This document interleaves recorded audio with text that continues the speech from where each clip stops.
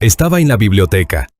Mi abuelo, don Ricardo, dormitaba en su sillón. El sol entraba por la ventana. Yo trabajaba en un mapa antiguo. Tenía 300 años. El papel era frágil. Lo limpiaba con un cepillo suave. Mi teléfono vibró sobre la mesa. Miré la pantalla. Era el señor Rodríguez, el agente inmobiliario. Rechacé la llamada. Era la tercera vez que llamaba esta semana. Yo no quería vender. Oí pasos en el pasillo. Era mi esposa, Isabela. Estaba hablando por teléfono. Su voz era baja, casi un susurro. Se suponía que no debía oírla, pero la puerta estaba entreabierta. «No te preocupes», dijo ella. Con el abuelo en este estado y Alejandro distraído, todo saldrá según el plan. Una pausa. Dejé de respirar. Mi mano se congeló sobre el mapa. «Sí, no sospecha nada», continuó. «Está demasiado ocupado con sus papeles polvorientos. Pronto, muy pronto, todo será nuestro». La puerta de la biblioteca se cerró suavemente. Me quedé solo en el silencio. Solo el tic-tac del viejo reloj. Miré a mi abuelo. Dormía. Su respiración era tranquila. Un plan. ¿Qué plan? ¿Nuestro? ¿Quiénes éramos nosotros? Dejé el cepillo. Cubrí el mapa con cuidado con una tela. Salí de la biblioteca. Isabela estaba de pie junto a la ventana del salón. Miraba al jardín. Sonreía. «Hola, cariño», dijo sin darse la vuelta. «¿Con quién hablabas?», pregunté. Se giró. Su sonrisa no vaciló. «Con mamá». Preguntaba por la salud de papá. Llamaba papá a mi abuelo. «Tu voz sonaba extraña», dije. «Solo estoy cansada, Alejandro. Toda esta situación es agotadora». Se acercó a mí, puso una mano en mi hombro. «Estás pálido, trabajas demasiado. Apenas duermes». La miré a los ojos, buscaba algo, una mentira, la verdad. No vi nada, solo preocupación, una preocupación falsa. Por la noche cenamos, yo, Isabela y mi primo Javier. Pasó por casa después del trabajo. Lo hacía a menudo últimamente. Traía la compra. Preguntaba si necesitábamos ayuda. «No estás comiendo nada, Alejandro», dijo Isabela. Me puso otro trozo de carne en el plato. «No tengo hambre», respondí. Javier bebió un sorbo de vino, me miró. «Tu esposa tiene razón, primo. Te estás echando demasiado peso encima. Quizás deberías tomarte unas vacaciones. Yo podría ayudar con don Ricardo». «Puedo manejarlo», dije. Mi voz sonó cortante. «Nadie lo duda», dijo Javier suavemente. «Pero cualquier hombre puede romperse. Solo nos preocupamos por ti». «¿Nos preocupamos?» Otra vez ese nosotros. Ahora sabía quiénes eran nosotros. Dejé el tenedor sobre la mesa. «Isabela, te oí hablar de un plan. Quiero saber qué plan es». El silencio se apoderó de la habitación.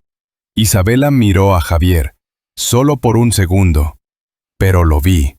«Cariño, ¿otra vez con eso?» Su voz tembló. «Ya te lo he dicho. El plan para la fiesta sorpresa de mamá. Su cumpleaños es en 2 meses. Dijiste, todo será nuestro. ¿Qué será nuestro?» Isabela bajó la mirada. Una lágrima rodó por su mejilla. «Nuestra felicidad, Alejandro. Soñaba que cuando el abuelo mejorara, nos iríamos de viaje, solo tú y yo». Hablaba de eso con mamá, que pronto todo se arreglaría y nuestra felicidad sería completa. Eso es lo que quería decir. Javier puso su mano sobre la de Isabela. «No llores, Isabela. Él solo está cansado. No quería hacerte daño». Me miró. Su mirada era firme, acusadora. «Estás haciendo llorar a tu esposa, Alejandro. Ella cuida de ti, de tu abuelo, de toda esta casa, y tú la acusas de alguna conspiración. Necesitas ayuda». Me levanté de la mesa. No podía soportarlo más. Sus caras, sus palabras, este teatro. Necesito tomar un poco de aire, dije. Salí a la terraza. La noche era fresca. Los oía hablar dentro. La voz de Javier era tranquilizadora. La voz de Isabela, baja y lastimera. Hacían un buen equipo. Un muy buen equipo. Me quedé allí unos 10 minutos. Luego volví a entrar. Estaban en el pasillo junto a la puerta de la biblioteca. No me vieron en la penumbra. Estaban muy juntos, demasiado juntos. Isabela susurraba algo. No pude oírlo, pero sí oí la respuesta de Javier, alta y clara. «Paciencia, mi amor», dijo él. «Pronto todo habrá terminado». Le tocó la mejilla. Luego se separaron. Isabela subió las escaleras. Javier se dirigió a la salida. Me saludó con la cabeza al pasar. «Buenas noches, primo». «Descansa». No respondí. Volví a la biblioteca. El abuelo seguía durmiendo en su sillón. Fui a la mesa. Cogí el mapa antiguo. Mis dedos se cerraron. El frágil papel crujió. Abrí el puño. Había una marca en el mapa. Una abolladura en un mundo que había existido durante 300 años. En mi mundo también había aparecido una grieta, y supe que nunca desaparecería. Esa noche lo entendí todo. Yo no era solo un hombre cansado, era un obstáculo, y se iban a deshacer de mí. 3 días después, Isabela me llamó. Yo estaba en el garaje, tenía el capó de mi vieja camioneta levantado. Limpié la grasa de mis manos con un trapo. «Alejandro, tienes que venir a la finca», dijo. Su voz era seria. «¿Ha pasado algo con el abuelo?», pregunté. Dejé la llave inglesa sobre el motor. «No, él está igual. Es sobre nosotros, sobre ti. Toda la familia está aquí. Javier ha venido. También mis tíos Carmen y Mateo quieren hablar contigo». «¿Hablar conmigo de qué?», pregunté. Hubo una pausa. «Solo ven, por favor, estamos preocupados». Colgó. Me quedé quieto un momento. Miré las herramientas colgadas en la pared. Mi abuelo me había enseñado a usarlas. Cogí el trapo y lo apreté en mi puño. Tenía un mal presentimiento. Cerré el capó de la camioneta. El sonido metálico retumbó en el silencio del garaje. Conduje hasta la finca. Agarré el volante con fuerza. Los nudillos se me pusieron blancos. No había tráfico. Llegué en 20 minutos. Estaban todos en el salón principal. El gran salón con los retratos de mis antepasados. Mis tíos estaban sentados en el sofá. Tía Carmen me miró con pena. Tío Mateo tenía el ceño fruncido. Javier estaba de pie junto a la chimenea con un vaso en la mano. Parecía tranquilo. Isabela estaba a su lado. Cuando entré, corrió hacia mí. «Gracias por venir, cariño», dijo en voz baja. Me cogió del brazo. Su mano estaba fría. Me llevó al centro de la habitación. Me sentí como un acusado en un juicio. Todos me miraban. «Bueno, ¿qué es esto?», pregunté. «Parece un funeral». «Siéntate, Alejandro», dijo tío Mateo. Su voz era grave. No me senté. Isabela se aclaró la garganta. Sus ojos estaban rojos. Había estado llorando. O fingiendo llorar. «Los hemos reunido a todos porque estoy muy preocupada por Alejandro», empezó. Su voz temblaba. Javier le puso una mano en el hombro, un gesto de apoyo. «Últimamente no es el mismo», continuó Isabela. «Apenas come, no duerme, se pasa todo el día y toda la noche encerrado en la biblioteca. Habla solo y ha empezado a tener ideas extrañas». «¿Ideas extrañas?», repitió tía Carmen nerviosa. Cree que hay una conspiración», dijo Isabela. Se le quebró la voz. Las lágrimas empezaron a caer. «Cree que alguien quiere hacerle daño al abuelo, que todos estamos en su contra». Miré a Isabela, la actriz perfecta. «Eso no es lo que yo», empecé a decir. Javier me interrumpió. Su tono era calmado, razonable. Primo, todos hemos notado que estás bajo mucha presión. Es normal. Pero ayer acusaste al doctor Méndez. ¿Qué? Preguntó tío Mateo, inclinándose hacia adelante. ¿El doctor Méndez? Lleva siendo nuestro médico 30 años. Alejandro cree que el doctor no le está dando al abuelo la medicación correcta, dijo Javier. Miró al suelo, como si le doliera decir aquello. Insinuó que podría estar intentando perjudicarlo. Ahora todos me miraban con horror. La pena se había convertido en miedo. «Eso es mentira», grité. Di un paso adelante. «Yo no dije eso. Dije que deberíamos pedir una segunda opinión». «Alejandro, por favor, no grites», susurró Isabela. Se encogió como si le fuera a pegar. «Estoy harto de vuestras mentiras». Mi voz retumbó en la sala. «El plan. El otro día hablabais de un plan. Tú y él». Señalé a Javier. Javier dejó su vaso en la repisa de la chimenea. Me miró sin ninguna expresión. «¿Ves?», le dijo a mi tío. «De esto hablaba. Se imagina cosas, conspiraciones, planes secretos. El estrés le está afectando a la mente». «No estoy loco», golpeé una pequeña mesa con el puño. Un jarrón tembló. Tía Carmen ahogó un grito. «Hijo, cálmate», dijo tío Mateo levantándose. «Nadie ha dicho que estés loco. Solo decimos que estás agotado, que necesitas descansar». «No necesito descansar, necesito que me escuchen», dije. Mi voz era más baja ahora, pero llena de rabia. «Ellos dos están tramando algo. Quieren el dinero del abuelo». Isabela rompió a llorar de verdad. Se tapó la cara con las manos. Sus sollozos eran desgarradores. «¿Cómo puedes decir eso, Alejandro? Después de todos estos años, ¿crees que yo solo quiero su dinero?» Fue el golpe maestro, la esposa herida, la víctima. Miré a mi alrededor. Vi las caras de mis tíos. Vi su decisión. Ya me habían juzgado. Creyeron a la mujer que lloraba. Creyeron al primo preocupado.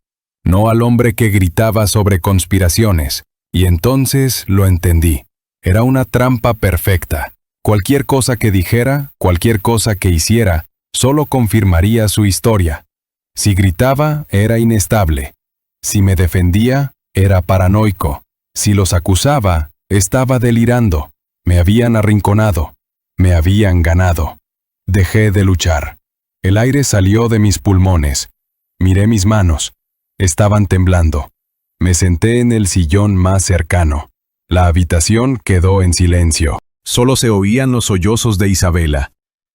Levanté la vista. Los miré a todos, uno por uno. «Hagan lo que quieran», dije. Mi voz era un susurro. Sonó a derrota. Vi el alivio en sus caras. La crisis había pasado. El loco se había rendido. Tío Mateo asintió lentamente. «Es lo mejor, hijo. Buscaremos al mejor especialista, alguien que pueda ayudarte a superar esto». Isabela se acercó a mí. Se arrodilló a mi lado, puso su mano sobre la mía.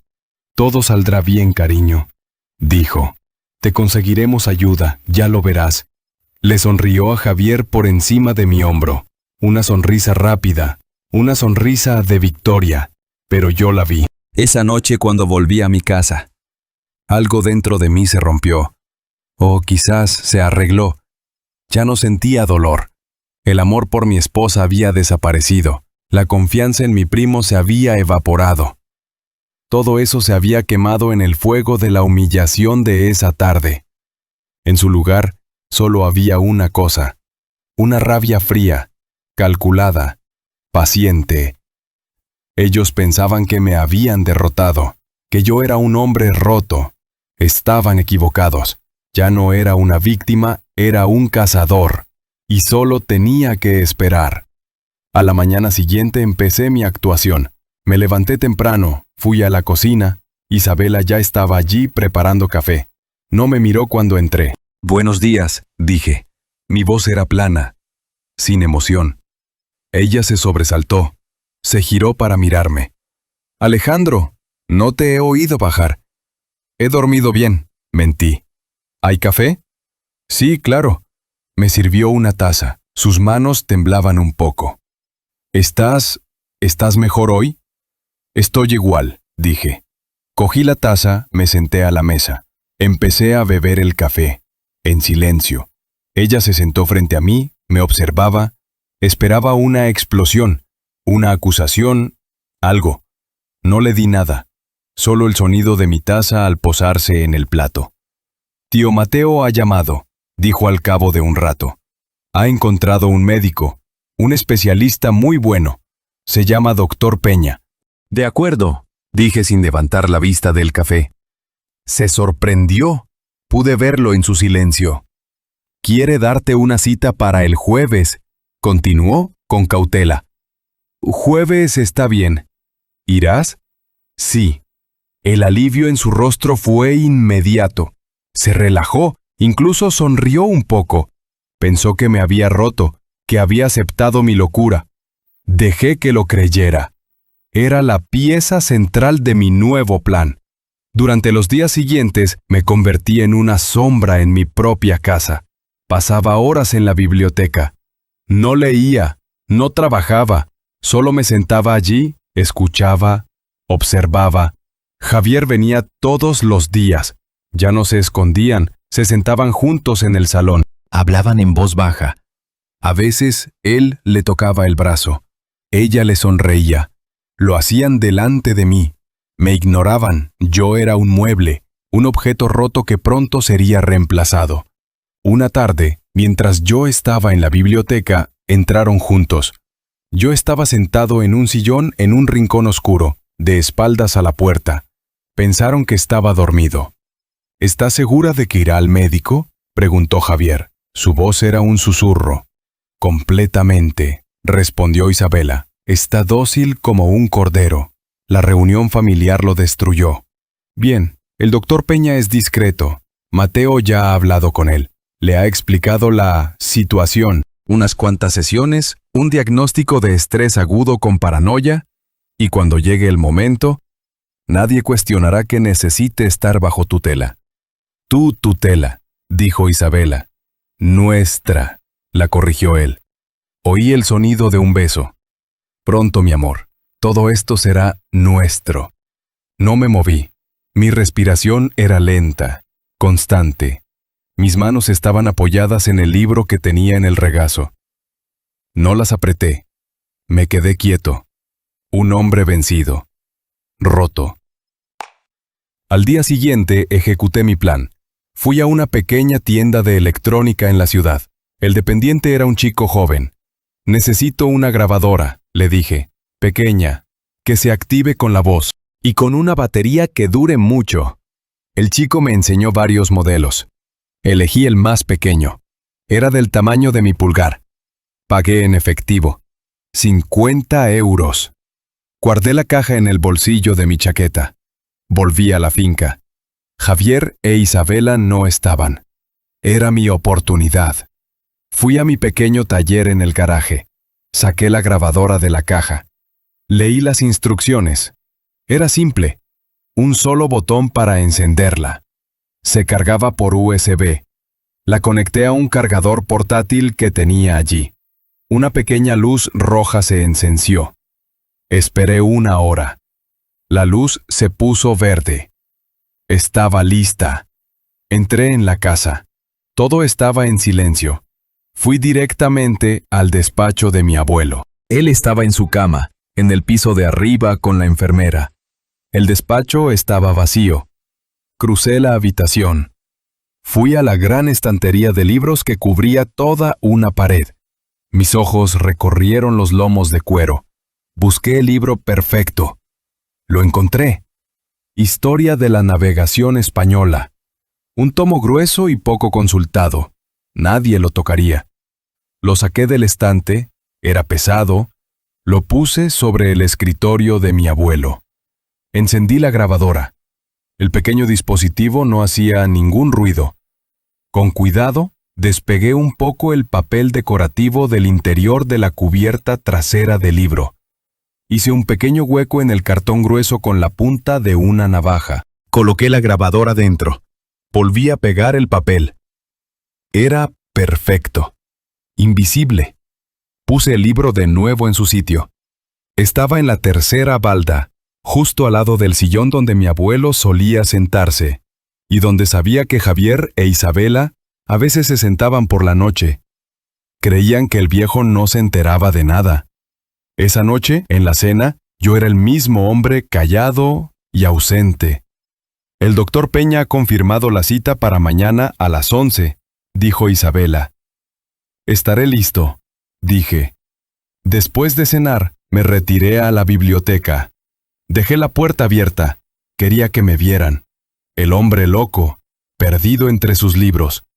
Una hora más tarde, oí sus voces. Isabela y Javier. Entraron en el despacho del abuelo. Cerraron la puerta. Yo estaba en la biblioteca. Tenía un libro abierto sobre las rodillas. Pero no veía las letras. Mi corazón latía con fuerza. No por miedo, ni por nervios. Era la emoción del cazador que ha puesto una trampa y espera. Esperé hasta las 3 de la madrugada. La casa estaba en silencio. Me levanté de la cama sin hacer ruido. Isabela dormía profundamente a mi lado. Su respiración era tranquila.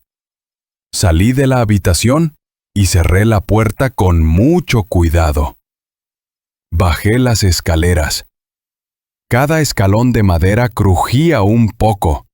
Me detuve después de cada paso. Escuché. No se oía nada, solo el tic-tac del reloj del salón. Fui al despacho de mi abuelo. La puerta estaba cerrada. La abrí lentamente. Entré en la oscuridad. No encendí la luz. Conocía esa habitación de memoria. Fui directo a la estantería. Mis dedos encontraron el lomo del libro de historia. Lo saqué del estante. Volví al garaje. Era mi territorio, un lugar seguro. Cerré la puerta detrás de mí. Encendí una pequeña lámpara de trabajo que tenía sobre la mesa.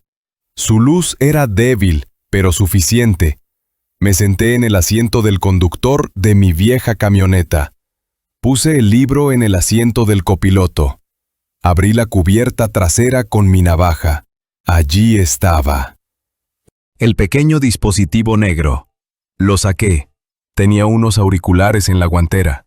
Los conecté a la grabadora. Me los puse. Apreté el botón de reproducción. Primero solo hubo silencio. Luego el sonido de la puerta del despacho al cerrarse. Y después, sus voces. Claras, como si estuvieran sentados a mi lado en la camioneta. ¿Crees que oyó algo? Era la voz de Isabela. Sonaba nerviosa. Aunque lo hiciera, ¿qué importa? Respondió Javier. Su voz era arrogante, segura. Está acabado. Mañana el buen doctor Peña le dirá que su cerebro está frito por el estrés, que necesita tratamiento, aislamiento. Nadie le creerá una palabra. Hubo una pausa. Oí el sonido de un vaso al posarse sobre la madera. Odio verlo así, dijo Isabela. Tan vacío. No te ablandes ahora, amor. Es un papel. Él interpreta al loco y nosotros a la familia preocupada. Y lo estamos haciendo muy bien. Tu tío Mateo se lo tragó todo. ¿Y si se niega a ir a la clínica después del diagnóstico? No se negará. Tú serás su tutora legal.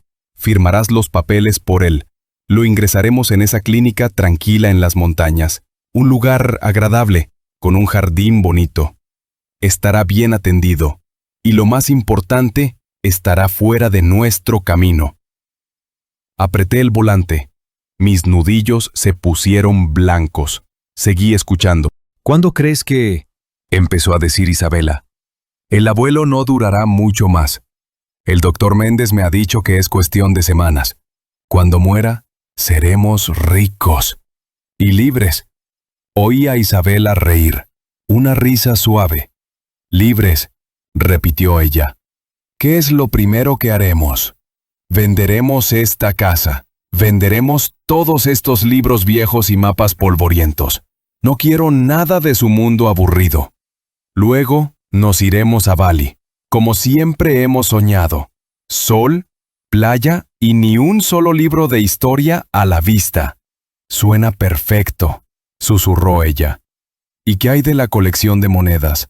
Vale una fortuna». «Eso será nuestro pequeño secreto. El resto del patrimonio se repartirá según el testamento. Pero el contenido de la caja fuerte, nadie sabe exactamente lo que hay. Lo venderemos a un coleccionista privado, sin preguntas». Hubo otro silencio, más largo. Luego el sonido cambió. Eran susurros, el roce de la ropa, un beso y otro. «Te quiero, Javier», dijo Isabela, su voz era un jadeo. «Y yo a ti», respondió él. «Siempre has sido tú, incluso cuando estaba casado con este historiador aburrido, este ratón de biblioteca». «No hables de él ahora», dijo ella. Apagué la grabación, me quité los auriculares, los dejé caer sobre el salpicadero. Me quedé sentado en la oscuridad de la camioneta. No sentía nada, ni rabia, ni dolor, nada. Era como si el hombre que había sido hasta ese momento hubiera muerto, y otro estuviera en su lugar, un hombre más frío, más duro. Salí de la camioneta, fui a mi banco de trabajo, bebí un largo trago de una botella de agua que tenía allí. El agua estaba caliente. Me mojé la cara. Luego me puse a trabajar. Entré en la casa, subí a mi pequeño estudio, encendí el ordenador, conecté la grabadora, el archivo de audio apareció en la pantalla, lo arrastré al escritorio, le cambié el nombre, lo llamé Anexo, hice 3 copias, una en una memoria USB, otra en un disco duro externo. La tercera la subí a un servicio de almacenamiento en la nube, protegido con una contraseña larga. Guardé la memoria USB en el bolsillo de mi pantalón. Escondí el disco duro en una caja de herramientas vieja, debajo de unos trapos grasientos. Miré por la ventana. El cielo empezaba a clarear por el este. Pronto amanecería. Cogí mi teléfono. Busqué un número en mi agenda. El del señor Mateo. No mi tío, el otro Mateo. Señor Mateo Vargas, el notario de mi abuelo. Un hombre de 70 años, con una reputación de hierro. Había trabajado para mi familia desde antes de que yo naciera. Dudé un segundo. Eran las 5:30 de la mañana. Me dio igual. Pulsé el botón de llamar. El teléfono sonó 4 veces. «Diga». La voz del notario sonaba adormilada y enfadada. «Señor Mateo, disculpe la hora. Soy Alejandro». Hubo una pausa. Pude oír cómo se sentaba en la cama. «Alejandro, ¿ha ocurrido algo? ¿Es tu abuelo?» «No, señor, él está estable. Lo llamo por otro asunto, un asunto testamentario». «Hijo, son las 5:30 de la mañana. Es urgente, y es la última voluntad de mi abuelo», le interrumpí. Mi voz era firme, no había duda en ella. «Tengo una grabación, unas instrucciones que él me dio. Quería que se añadieran a sus últimas voluntades». Silencio al otro lado de la línea. «Una grabación», repitió el señor Mateo. «Eso es irregular. La vida de mi abuelo es irregular ahora mismo. Él no puede escribir, apenas puede hablar, pero su mente está clara, y su voluntad también. Me pidió que me asegurara de que esto se escuchara». «¿Qué contiene esa grabación?» «Sus deseos, señor Mateo, nada más. Le pido, por el respeto que siempre le ha tenido a mi abuelo, que me conceda esto. El día de la lectura del testamento, antes de anunciar el reparto final, debe reproducir este archivo de audio». El viejo notario suspiró. Un suspiro largo y cansado. Está bien, Alejandro. Si dices que es su voluntad, lo haré. Tráeme esa grabación a mi despacho, hoy mismo. No, la llevaré el día de la lectura, por seguridad. Otra pausa, más larga. Entiendo, dijo finalmente. Su tono había cambiado. Había algo en mi voz que le hizo tomarme en serio. Hazlo como dices. Te esperaré. Gracias, señor Mateo, dije. Colgué. Me quedé de pie junto a la ventana. El sol empezaba a salir. El plan estaba en marcha. La trampa estaba lista. Ahora solo tenía que ir al psiquiatra y seguir interpretando mi papel. El del hombre loco. El del hombre roto. Mi abuelo murió 2 semanas después. Murió tranquilamente, mientras dormía. El funeral fue sobrio. Toda la familia estaba allí. Isabela lloró. Javier estuvo a su lado, consolándola. Yo me mantuve de pie, un poco apartado, con mi máscara de hombre roto. Cumplí mi papel hasta el final. Una semana después del funeral, nos reunimos en el despacho del notario, el señor Mateo Vargas. La oficina era oscura, olía a madera vieja y a papel. Las paredes estaban llenas de libros de leyes. Nos sentamos alrededor de una gran mesa de caoba. Isabela se sentó a mi lado. Llevaba un vestido negro. Se veía pálida y hermosa. Me puso una mano en el brazo. Un gesto para las apariencias.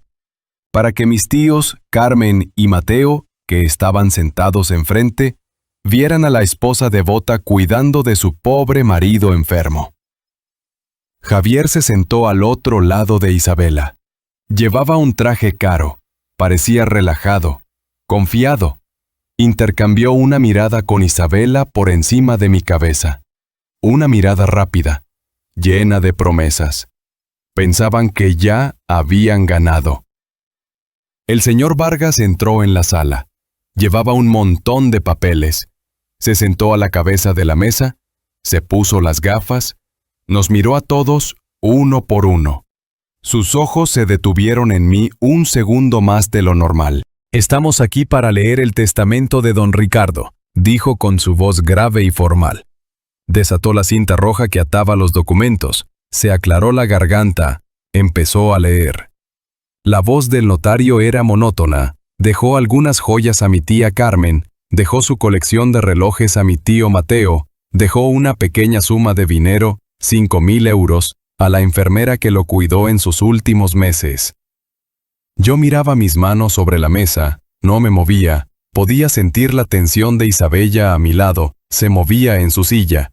Su pie golpeaba suavemente el suelo. Javier estaba completamente quieto, esperando el premio gordo. Y ahora, dijo el señor Vargas haciendo una pausa, llegamos a la parte principal del patrimonio. La finca, las acciones de la empresa familiar y el contenido de la cuenta bancaria principal. Isabela contuvo el aliento. Javier se inclinó un poco hacia adelante.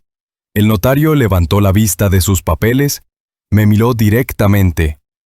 Sin embargo, antes de proceder, hay un asunto que debemos atender. Alejandro me ha informado de que existe un anexo, una codicilo oral grabado. Insiste en que era el último deseo de su abuelo que se reprodujera en esta reunión. El silencio en la habitación fue total. ¿Una grabación?, dijo Javier. Su voz era una mezcla de sorpresa y desprecio. ¿De qué está hablando? Con todo el respeto, señor Vargas, Alejandro no está en condiciones de presentar nada. Su estado mental es delicado. Estoy de acuerdo, dijo Isabella rápidamente. Su mano apretó mi brazo. Mi marido no ha estado bien. Se imagina cosas, no creo que debamos. Yo decidiré lo que debemos hacer, la interrumpió el notario. Su voz era fría como el acero. La ley permite los testamentos orales en circunstancias extraordinarias. Y la situación de don Ricardo lo era. Alejandro, ¿tienes esa grabación? Metí la mano en el bolsillo de mi chaqueta. Saqué la pequeña memoria USB. La puse sobre la mesa de caoba pulida. El sonido fue muy leve, pero en aquel silencio pareció un disparo. «Conecte esto a su ordenador, por favor», dije. Mi voz era tranquila, firme. El señor Vargas cogió la memoria USB. La miró por un momento. Luego la conectó al portátil que tenía a su lado. Se oyeron unos clics del ratón. «¿Estás seguro de esto, Alejandro?», preguntó mi tío Mateo. Su voz era amable, preocupada. Yo solo asentí. El notario pulsó una tecla. Al principio, solo hubo silencio en la cinta. Luego, la voz de Isabela. Nerviosa. «¿Crees que oyó algo?». La cara de Isabela se quedó blanca. Se giró para mirarme. Sus ojos estaban muy abiertos, llenos de pánico. Luego, la voz de Javier, arrogante, segura. «Aunque lo hiciera, ¿qué importa? Está acabado». Javier se puso rígido en su silla. Su cara perdió todo el color. Miró a Isabela, luego a mí. Su boca se abrió un poco, pero no salió ningún sonido. Mi tía Carmen se llevó una mano a la boca. Los ojos de mi tío Mateo se clavaron en Javier. No había pena en su mirada. Era dura, fría. La grabación continuó. Oyeron hablar de la clínica en las montañas. Oyeron el plan para declararme incapaz. Oyeron cómo planeaban vender la casa, la biblioteca, todo lo que mi familia había construido durante generaciones. Oyeron cómo se reían de mí, de mi trabajo, de mi vida. Isabela empezó a temblar. Apartó su mano de mi brazo como si quemara. Javier miraba fijamente la superficie de la mesa. Sus manos se habían cerrado en 2 puños apretados. Y entonces oyeron los besos, los susurros, las palabras de amor falso construidas sobre la traición. Oyeron a Javier llamarme ratón de biblioteca. Oyeron a Isabela reírse.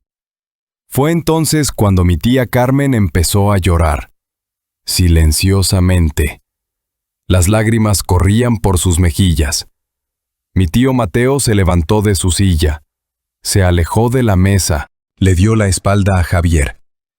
Cuando la grabación terminó, nadie se movió, nadie habló. Era un silencio pesado, denso, lleno de todo lo que no se decía. Isabela me miraba, las lágrimas corrían por su cara. Pero no eran las lágrimas falsas de la reunión familiar, eran lágrimas de verdad. Lágrimas de humillación, de vergüenza. «Alejandro», susurró. Su voz estaba rota. Yo no dije nada, no tenía que hacerlo. Solo los miré, a ella y a él, el hombre arrogante y la actriz perfecta. Derrotados, expuestos, destruidos. Y por primera vez en mucho tiempo, ellos me vieron a mí, al verdadero yo. El silencio en el despacho del notario era total. La grabación había terminado. Isabela me miraba, con la cara bañada en lágrimas. Javier miraba la mesa, derrotado. Cuando parecía que alguien iba a romper ese silencio, de los altavoces del portátil salió otra voz. Era débil, cansada, pero clara, inconfundible. Era la voz de mi abuelo. «Mateo, amigo mío. Soy yo, Ricardo». Todos en la habitación se quedaron helados. Isabela ahogó un sollozo. Javier levantó la cabeza de golpe. Su cara era una máscara de incredulidad. «Mi nieto me trajo esta grabación hace unos días», continuó la voz de mi abuelo. «La he escuchado. Lo he escuchado todo. Mi cuerpo está débil, pero mi mente no. Y mi voluntad es clara. Alejandro está actuando bajo mis instrucciones directas». Hubo una pausa. Se oyó la respiración fatigada del abuelo en la grabación. «Por lo tanto, dicto ahora mi última y definitiva voluntad. Un codicilo a todo lo que has leído. El señor Vargas, el notario, me miró. Yo asentí levemente. Él se volvió hacia el resto, su cara era impasible. Como notario, doy fe de que don Ricardo me informó de esta posibilidad. Dijo con voz firme: procedo a transcribir y dar validez legal a su declaración. La voz de mi abuelo volvió a sonar, llenando la habitación. Primero, a mi sobrino nieto, Javier. Por tu ambición y tu traición, te quito todo lo que una vez pensé en darte. No recibirás ni una sola moneda de mi fortuna. No recibirás nada de mí, excepto mi desprecio. Javier se levantó de un salto. La silla chirrió contra el suelo de madera. Esto es un fraude, una farsa, gritó, señalándome. Él lo manipuló. El viejo no sabía lo que hacía. Silencio, Javier. La voz de mi tío Mateo fue como un latigazo. Se había dado la vuelta y lo miraba. Sus ojos eran fríos. Siéntate y escucha. Javier se quedó de pie, temblando de rabia, pero no dijo nada más. Se quedó callado. La voz de mi abuelo continuó, implacable. Segundo, a Isabella, la esposa de mi nieto, la mujer que traje a mi familia y a mi casa. Por romper tus votos y por tu infinita codicia, te desheredo por completo. El acuerdo prenupcial que firmaste queda anulado por tu demostrada mala fe. No tienes derecho a nada. No, susurró Isabela. No puede hacerme esto. Alejandro, por favor, tienes que escucharme. No es lo que parece. Yo te quería. Te quiero. Me miró. Sus ojos suplicaban. Pero el hombre al que le hablaba ya no existía. No le respondí. Ni siquiera la miré. Mantuve mi vista fija en el notario. La voz de mi abuelo pronunció sus últimas palabras en la cinta. Todo mi patrimonio, sin excepción, la finca, las acciones, las cuentas bancarias, el archivo histórico, todo, pasará a mi único y verdadero heredero, mi nieto, Alejandro, por intentar destruir no solo mi legado, sino también el honor de mi nieto. Ellos no recibirán nada. La grabación terminó. Un pequeño clic. Y luego, silencio. El señor Vargas apagó los altavoces. Miró sus papeles. La voluntad es clara, dijo. Fue entonces cuando Javier explotó. No me importa lo que diga una grabación. Impugnaré esto. Iremos a juicio. Te destruiré, me gritó. Mi tío Mateo dio un paso y se interpuso entre nosotros. No harás nada, Javier, dijo mi tío. Su voz era tranquila, pero mortal. Has deshonrado a esta familia por última vez. A partir de este momento ya no eres bienvenido en mi casa, ni en esta familia. Si te veo cerca de mi hijo o de mi esposa, llamaré a la policía. ¿Entendido? Javier lo miró. Vio que no había nada que hacer. La rabia en su cara se convirtió en odio puro. Me miró una última vez, luego se dio la vuelta y salió del despacho. Dio un portazo. Isabella seguía sentada, lloraba en silencio. Tío Mateo, tía Carmen, dijo, suplicando. Mi tía no la miró. Mi tío negó con la cabeza. Vete, Isabella, dijo él. No quiero volver a verte. Ella me miró una última vez, esperando algo, una palabra, una mirada. No le di nada. Se levantó lentamente y salió de la habitación. Me quedé solo con mis tíos y el notario. Mi tía Carmen se acercó, me puso una mano en el hombro. Lo siento mucho, Alejandro, por no haberte creído. No importa, tía, ya ha pasado. Me levanté, mis manos estaban firmes, no temblaban. Gracias, señor Vargas, le dije al notario. Envíeme los papeles cuando estén listos. Por supuesto, Alejandro, respondió él. Salí del despacho, no miré atrás, conduje de vuelta a la finca, no encendí la radio, el sol brillaba, los árboles pasaban a toda velocidad por la ventanilla. No sentía alegría, tampoco sentía tristeza, solo sentía silencio, un gran silencio dentro de mí. Cuando llegué, aparqué la camioneta en el garaje, entré en la casa estaba vacía. El aire estaba quieto. Recorrí las habitaciones. El salón donde me habían humillado. La cocina donde había empezado a sospechar.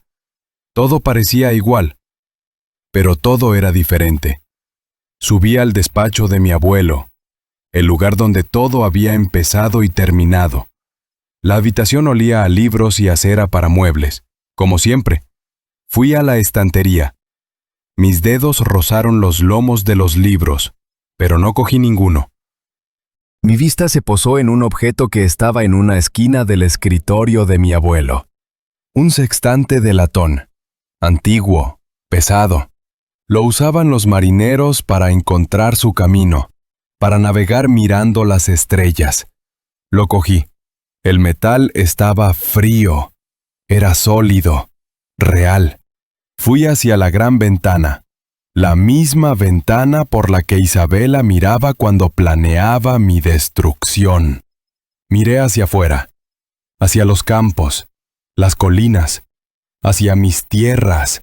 El hombre que había sido humillado ya no existía. El hombre que buscaba venganza también se había ido. Sostuve el sextante en mis manos. Era un instrumento para mirar hacia adelante, para trazar un nuevo rumbo. El sol se estaba poniendo, y yo estaba listo para el amanecer.